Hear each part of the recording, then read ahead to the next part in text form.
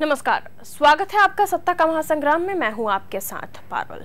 आज हम सत्ता के महासंग्राम में बात करेंगे नोटा इस बार किस पर पड़ेगा भारी। जी हां, मध्य प्रदेश विधानसभा चुनाव में बीजेपी को नोटा से काफी नुकसान हुआ था और क्या लोकसभा चुनाव में भी नोटा बीजेपी का खेल बिगाड़ेगा, तो आज इसी पर हम चर्चा करने वाले हैं। देखिए रिपोर्ट।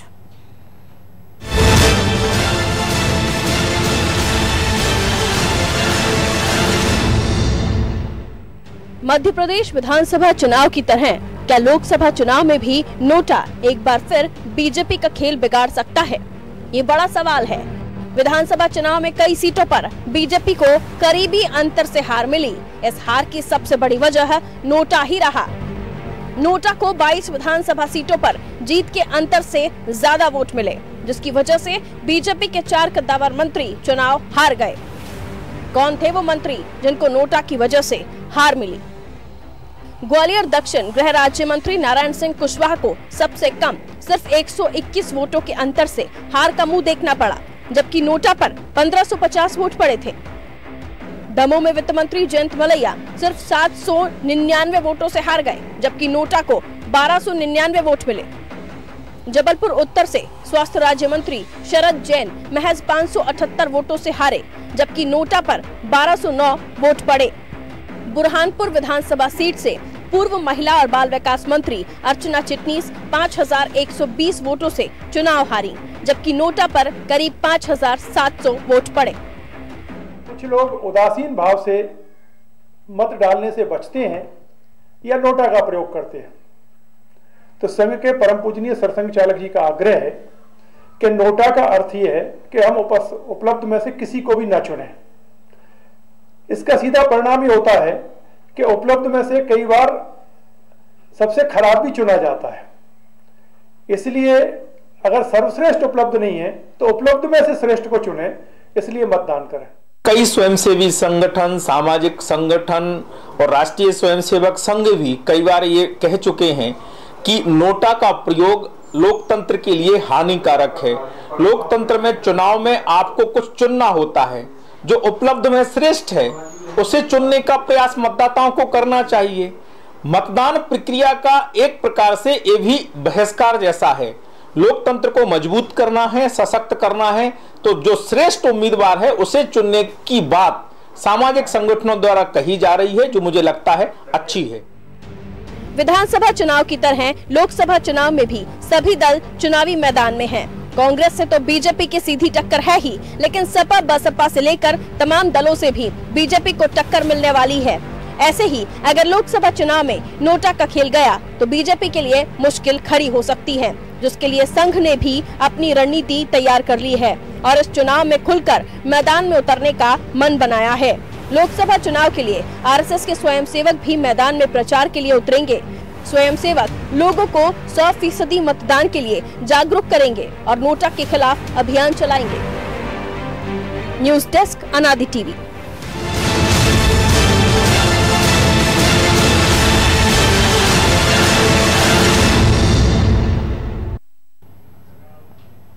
नोटा यानी none of the above. None of the above इसलिए कि आपको अगर किसी प्रत्याशी को नहीं वोट करना है तो आप नोटा का बटन प्रेस कर सकते हैं, लेकिन इस अगर देखें तो सिनेरियो में नोटा ने सबकी मुश्किलें बढ़ा रखी हैं, क्योंकि पिछले विधानसभा चुनाव अगर हम देखें तो विधानसभा चुनाव में बीजेपी का खेल जरूर बिगाड़ने का नोटा ने काम किया था, क्योंकि जिस जिस जगह नोटा का प्रभाव पड़ा है वहां बीजेपी के तमाम लोग हारे हैं, ऐसा अनुमान जरूर लगाया जा रहा है। और पिछले लोकसभा चुनाव में भी कुछ ऐसी ही हालत रही थी, और इस लोकसभा चुनाव में क्या नोटा खेल बिगाड़ेगा? लगता तो यही है, क्योंकि संघ को भी किसी न किसी तरह का अंदेशा हो गया है, सुगबुगाहट हो गई है। शायद इसी वजह से संघ भी एक्टिव है और नोटा को नो कह रहा है। बहरहाल आगे बढ़ते हैं। अब इसी मुद्दे पर हम बात करने की कोशिश करेंगे। नेक्स्ट स्टूडियो से हमारे साथ हमारे न्यूज एडिटर जुबेर कुरैशी जी जुड़ रहे हैं और साथ ही साथ विशेष संवाददाता आशीष मंगल सोनी हमारे साथ बने हुए हैं। तो सबसे पहले जुबेर जी आपसे ही जानना चाहूंगी, नोटा क्या लगता है इस बार किस पर भारी पड़ेगा? क्योंकि नोटा तभी प्रेस होता है जब प्रत्याशी पसंद नहीं होता। कई जगह हमने देखा है, आदिवासी जिस क्षेत्र में ज्यादा है वहां पर भी नोटा प्रेस किया गया था, वहीं कई ऐसे ग्रामीण क्षेत्र हैं वहां पर भी नोटा प्रेस किया गया था। या जागरूकता की कमी आ रही है, नोटा किस तरह उपयोग करना चाहिए ये वजह मानी जाए, या वाकई समझदार हो गए हैं ग्रामीण वोटर्स भी, आदिवासी वोटर्स भी, उन्हें पता है उनको किस पर वोट देना है, किस पर ठप्पा लगाना है? देखिए पारुल, बिल्कुल जिस तरह से आप बात कर रहे हैं, अगर हम विधानसभा चुनाव की बात करें तो विधानसभा चुनाव जो पिछली बार मध्य प्रदेश सहित 5 राज्यों में विधानसभा चुनाव हुए थे, उसमें सीधे सीधे नोटा का जो इस्तेमाल हुआ था इतनी बड़ी तादाद में हुआ था, जिसमें मध्य प्रदेश की बात करें तो 10 सीटों पर नोटा ने असर डाला था। और पूरे अगर ओवरऑल 5 विधानसभा चुनाव की बात करें तो इन 5 विधानसभा चुनाव में जमकर नोटा का इस्तेमाल हुआ था और इसका पूरा खामियाजा बीजेपी को भुगतना पड़ा था। उस समय बीजेपी की 3 राज्यों में सरकार थी, मध्य प्रदेश, राजस्थान और छत्तीसगढ़ में। तो इन तीनों राज्यों को बीजेपी के हाथ से खिसक गई और इसकी खास वजह नोटा मानी गई थी। और नोटा की वजह से आपने भी जैसे अपनी रिपोर्ट में भी दिखाया कि किस तरह से नोटा का इस्तेमाल था, 4 कद्दावर बड़े मंत्री मध्य प्रदेश के हाथ थे। इसी तरह राजस्थान में भी नोटा का जो इस्तेमाल किया गया तो उसका खामियाजा बीजेपी को, यानी कि सत्ताधारी दल, उस समय की सत्ताधारी दल को उठाना पड़ा था। छत्तीसगढ़ में भी ये स्थिति थी। और जो आंकड़े अभी सामने आ रहे हैं, जिस तरह का रुझान सामने आया था कि नोटा का जो इस्तेमाल हुआ ग्रामीण क्षेत्रों में और आदिवासी इलाकों में, या आदिवासी वर्ग ने सबसे ज़्यादा नोटा का इस्तेमाल किया है। अगर हम लोकसभा चुनाव की बात करें तो 2014 में लोकसभा चुनाव में करीब 60 लाख मतदाताओं ने नोटा का इस्तेमाल किया था और 23 सीटें ऐसी थी जो पूरे देश में जो नोटा की वजह से प्रभावित हुई थी।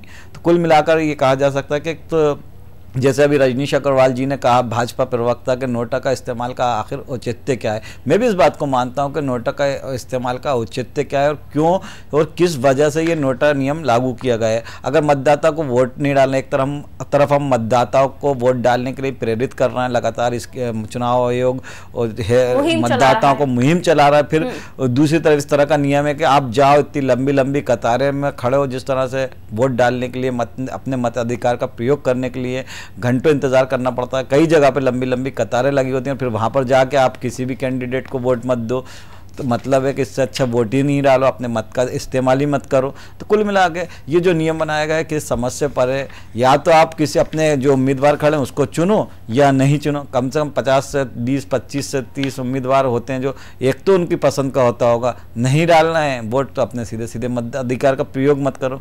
लेकिन इससे वक्त भी बर्बाद होता है और दूसरी तरीके के नुकसान भी होते हैं। तो चुनाव आयोग को या तो जिस तरह के रुझान आ रहे हैं, या पिछले हमने लोकसभा 2014 की बात करें या लोकसभा की बात करें तो 60 लाख काफ़ी बड़ी संख्या होती है मतदाताओं की जिन्होंने अपने नोटा का इस्तेमाल किया। उसी तरह विधानसभा में ये स्थिति थी।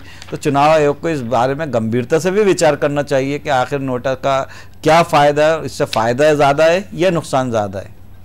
पारुल, बिल्कुल, फायदा ज्यादा है या नुकसान ज्यादा। नोटा तो है लेकिन खोटा बिल्कुल नहीं है, क्योंकि प्रत्याशियों की किस्मत संवारने और बिगाड़ने का काम ये नोटा ही इन दिनों कर रहा है। जिस तरह की खबरें हम देख पा रहे हैं, आंकड़े हम देख पा रहे हैं। आशीष, प्रत्याशी बीजेपी का अच्छा हो तो ठीक है, कांग्रेस का अच्छा हो तो ठीक है, लेकिन दोनों ही जब नहीं पसंद आए तो नोटा दबा दीजिए। यानी आपका वोट समय रहते आपने जितना भी समय खराब किया, आप पहुंचे, आपने चयन किया, सोचा समझा किसको वोट करना है किसको नहीं करना है, और जाके नोटा दबा दिया, पूरी मेहनत खराब। क्या लगता है वाकई इस सिस्टम को बदलने की जरूरत है, या फिर एक मतदाता की जगह रखकर देखें कि नहीं, बीजेपी भी हमारे हित के बारे में नहीं सोच रही है, कांग्रेस भी और अन्य पार्टी भी नहीं, तो हम इनका ही गेम बिगाड़ेंगे?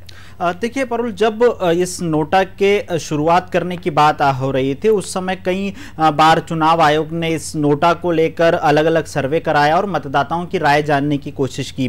दरअसल कुछ सालों पहले तक जब ईवीएम नहीं आई थी तब मतदान के दौरान कई बार ग्रामीण क्षेत्र के मतदाता या ऐसे मतदाता वो कई बार उस पर स्टाम्प लगाते समय उस बॉक्स के अंदर स्टाम्प नहीं लग पाती थी तो उनका मत निरस्त हो जाता था, क्योंकि वो मत न तो उसके ऊपर वाले प्रत्याशी के लिए होता था, ना जिसको वो वोट डाल रहे हैं उसके पास होता था। तो फिर ग्रामीण क्षेत्रों से खास तौर पर मांग निकली कि इनमें से यदि किसी भी प्रत्याशी को वो पसंद नहीं करते हैं तो फिर उनके पास क्या ऑप्शन होगा।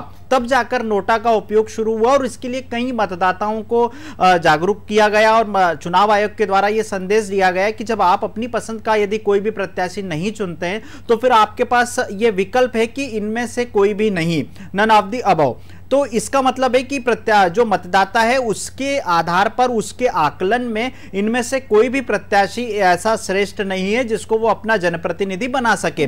जब ये शुरू हुआ तो उसके बाद लोगों के बीच में जागरूकता लाने के लिए एक लंबा अरसा बीत गया, लेकिन जब जागरूक हुए लोग तो उनका साफ तौर पर कहना था कि जब हम ना बीजेपी को चाहते हैं, ना कांग्रेस को चाहते हैं, ना किसी थर्ड फ्रंट को चाहते हैं, तो फिर ऐसे व्यक्ति को वोट देने से क्या फायदा। तो लोग नन ऑफ द अबव की बटन प्रेस करने लगे और नोटा का एक परसेंटेज ज्यादा निकलकर सामने आया।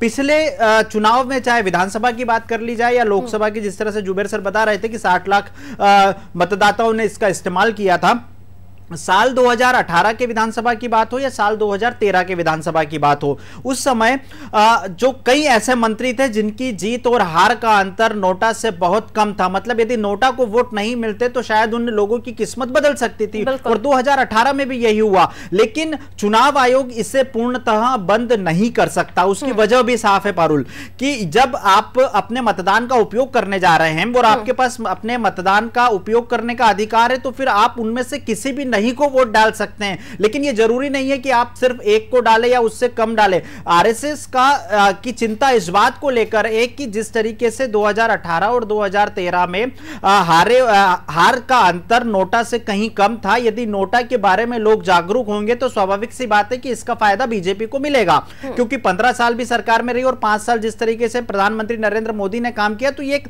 पर्दे के पीछे का गेम है जिसको लेकर राष्ट्रीय स्वयंसेवक संघ जनता के बीच में जाकर जनता को जागरूक करने की कोशिश कर रहा है। लेकिन मैं नहीं समझता कि नन ऑफ द अबव को हटाकर किसी तरह का एक अच्छी पहल हो सकती है। वजह उसकी यह है कि यदि जब कोई मतदाता वोट करने जाता है तो उसका यदि वो किसी भी प्रत्याशी को नहीं मानता है, नहीं उसके नजरों में अच्छा है, तो फिर वो कम उपलब्ध में श्रेष्ठ की जो बात की जा रही थी उसमें कम श्रेष्ठ जो है उसको वोट डालेगा। तो कम श्रेष्ठ भी डालेगा तो, और ये नन ऑफ द अबव को डालेगा, तो उसका मतलब साफ है कि इनमें से किसी को पसंद नहीं है। तो यहां ये एक चिंता का विषय है कि मतदाता को जागरूक करना पड़ेगा कि वो नोटा के इस्तेमाल की बजाय किसी अन्य प्रत्याशी को चुने। यदि उसके पास नहीं है इसमें से भी, तो फिर राजनीतिक दलों को भी इस बात में चिंता करना चाहिए कि आपने जो प्रत्याशी दिया है वो आम जनता की नजरों में ठीक नहीं है। तो कालांतर में आने वाले भविष्य में यह हो सकता है कि राजनीतिक दल भी एक स्वच्छ छवि के प्रत्याशी को मैदान में उतारेंगे। बिल्कुल, इसलिए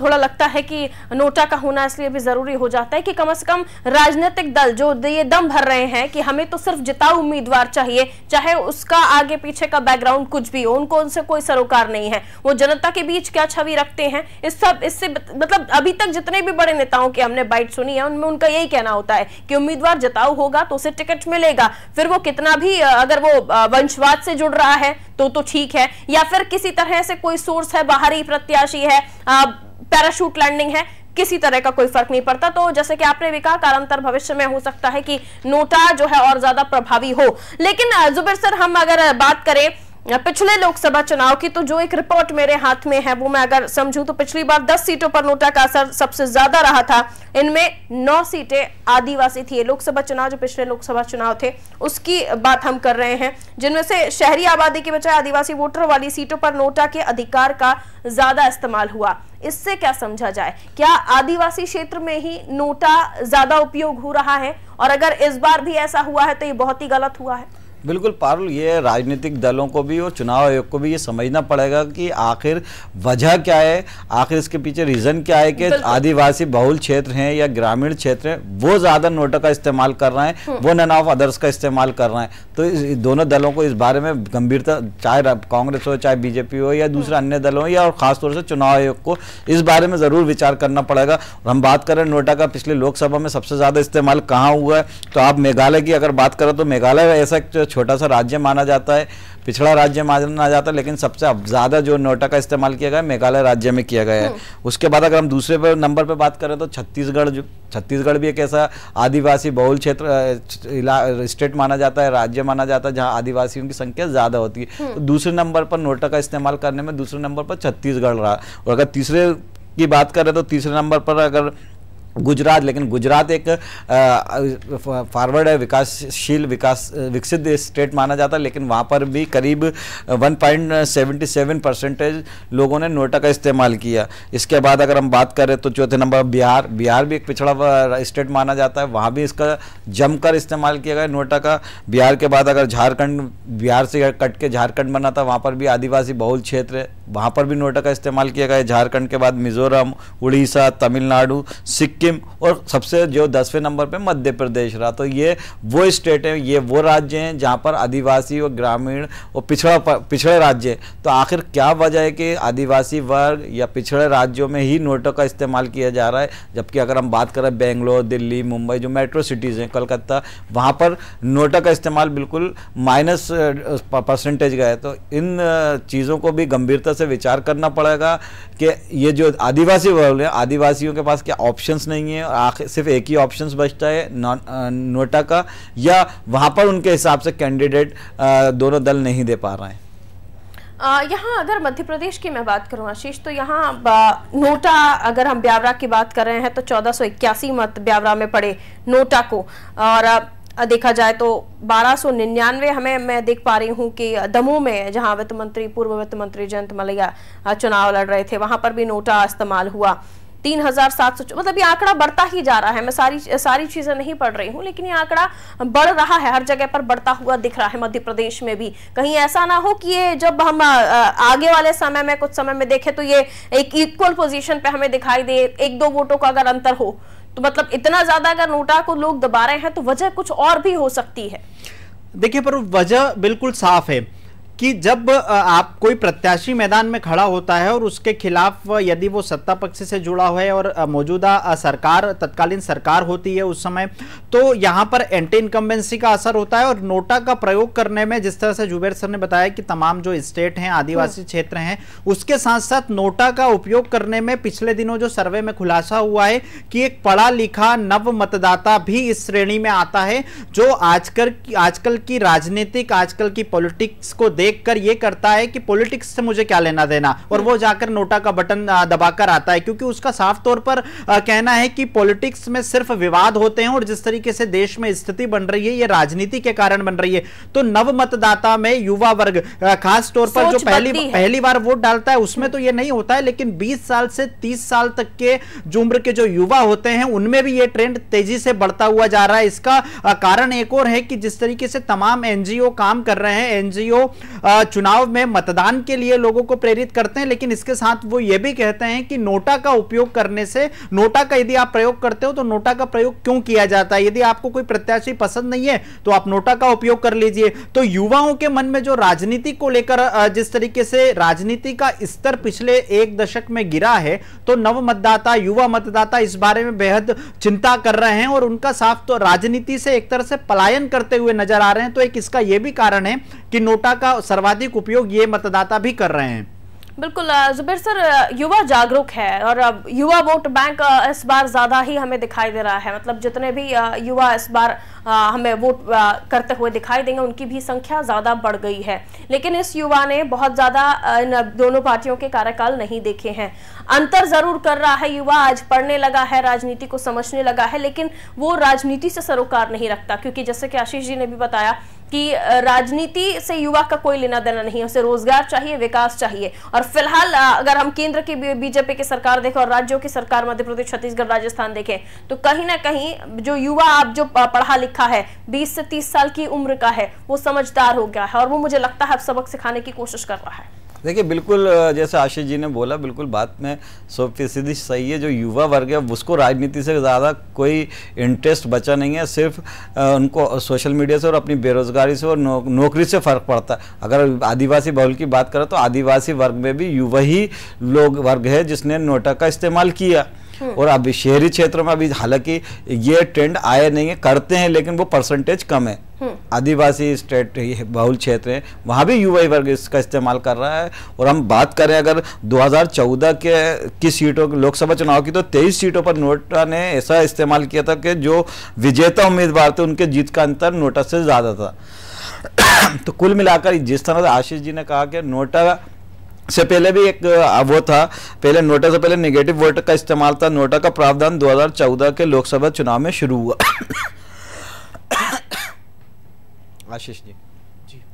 तो जिस तरीके से नोटा का प्रावधान हुआ, नोटा के कारण 2014 में जब इस्तेमाल करना शुरू किया, तो इसके पहले लोगों के बीच में चुनाव आयोग ने यह साफ कर दिया था कि ये क्यों इसका उपयोग किया जा रहा है, क्योंकि यदि आपके पसंद का प्रत्याशी नहीं है तो आप उसका उपयोग कर सकते हो। लेकिन जिस तरीके से इस विधानसभा चुनाव में नोटा का उपयोग हुआ पारुल, उससे कई राजनेताओं के लिए यह चिंता का सबब बन गया। जनता अब जागरूक हो गई है, अब उसके सामने आपके जो झूठे वादे हैं वो नहीं चलेंगे। यदि उसको ऐसा लगा कि आपने कुछ नहीं किया है तो वो कांग्रेस और बीजेपी दोनों के साथ न जाकर केवल नोटा के साथ चले जाएगा। और हो ये रहा है, जिस तरीके से 4 मंत्रियों ने का चुनाव हारने की बात सामने, इनके हार जीत का अंतर, हार का अंतर ये कहा जा सकता है आशीष के बीजेपी की हार जो 3 राज्यों में हुई है कहीं ना कहीं कैंडिडेट गलत चुनने की वजह से हुई है, और शायद इसीलिए क्योंकि हर बार आप 100% कैंडिडेट सही नहीं चुनेंगे, कोई ना कोई तो हारेगा ही हारेगा। मध्य प्रदेश की 29 लोकसभा सीटें कैंडिडेट तो उतारेगी 29 सीटों पर बीजेपी, लेकिन वाकई वो 100% पसंद आते हैं नहीं आते हैं ये तो मतदाता का खुद का एक अधिकार है वो चुने। लेकिन इसीलिए शायद मुझे लगता है कि संघ ने भी इस मामले में इंटरफेयर करना शुरू कर दिया है कि जो भी मतदाता है 100% मतदान हो, ताकि कम से कम कोई अगर बीजेपी जीते तो बीजेपी सही है, आज कांग्रेस जीते तो कांग्रेस सही, लेकिन हार और जीत का तो अंतर समझ में आए किस वजह से। देखिए, संघ सीधे तौर पर कभी भी राजनीति नहीं करता है और ना ही वो राजनीतिक संगठन है। उसकी विचारधारा के आधार पर जिस पार्टी का निर्माण हुआ वो भारतीय जनता पार्टी, और ये बात सही है कि वो हमेशा भारतीय जनता पार्टी को एक बैक सपोर्ट करते आया है, चाहे विचारधारा की बात हो या फिर प्रत्याशी चयन को लेकर भी जो सही गलत का फैसला होता है उसके लिए संघ के वरिष्ठ पदाधिकारी समय समय पर बीजेपी के तमाम नेताओं को से निवेदन करते हैं, निर्देश देते हैं या जो भी इसे कह लीजिए। लेकिन जिस तरीके से समाज के स्तर की बात आती है कि वहां पर नोटा का उपयोग क्यों हो रहा है, क्योंकि संघ ने तमाम अपने स्तर पर सर्वे करवा रखे हैं और उसके आधार पर उसे लगता है कि यहां पर भारतीय जनता पार्टी की हार की वजह नोटा रही है। तो आज जागरूकता की बात जो कर रहे हैं कि आम मतदाता यह सोचे कि नोटा का उपयोग कम से कम किया जाए।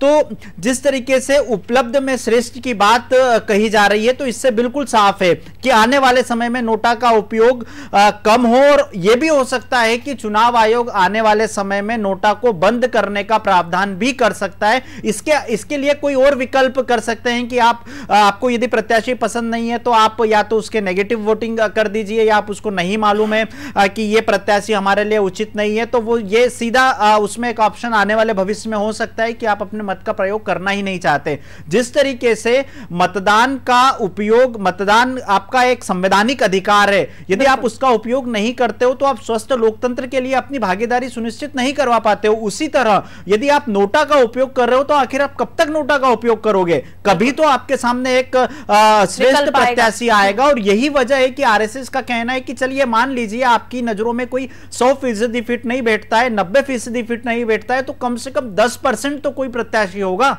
इसीलिए आप नोटा का प्रयोग मत करो, और वो 10% वाला, वो चाहे किसी भी पार्टी का हो सकता है। लेकिन अगर हम पिछले लोकसभा चुनाव पर भी नजर डाल रहे थे आशीष, तो ये तो है कि आदिवासी वर्ग कहीं ना कहीं नाराज है इन दोनों ही पार्टियों से, और इस मामले में इन्हें सुध लेनी चाहिए, वरना इस बार नोटा अगर ज्यादा प्रेस हुआ तो दोनों ही पार्टियों का क्या हश्न होगा ये तो समय के साथ पता चलेगा। फिलहाल बहुत शुक्रिया आप दोनों का हमारे साथ जुड़ने के लिए। तो हम सत्ता का महासंग्राम में बात कर रहे थे आज नोटा की। नोटा खेल बिगाड़ता भी है तो बनाता भी है, लेकिन अगर खेल बिगाड़ता है वो इसलिए बिगाड़ता है क्योंकि जितने भी वोट नोटा के अंदर जाते हैं ना तो वो बीजेपी के होते हैं और ना कांग्रेस के होते हैं। अब ऐसी स्थिति में अगर हम अब पुराने रिकॉर्ड्स देख रहे हैं तो विधानसभा चुनाव मध्य प्रदेश, छत्तीसगढ़, राजस्थान के देख लीजिए या पिछला लोकसभा चुनाव देख लीजिए, नोटा प्रेस हुआ है 2000 अगर हम बात करें विधानसभा चुनाव की और 2014 के लोकसभा चुनाव की, तो नोटा उस वक्त भी प्रेस हुआ था, लेकिन आदिवासियों ने बहुत ज्यादा नोटा का उपयोग किया था। वजह जो भी रही हो, प्रत्याशी पसंद नहीं आया, तो ये भी पार्टियों का एक सोचने का विषय बन जाता है कि आखिर क्या वजह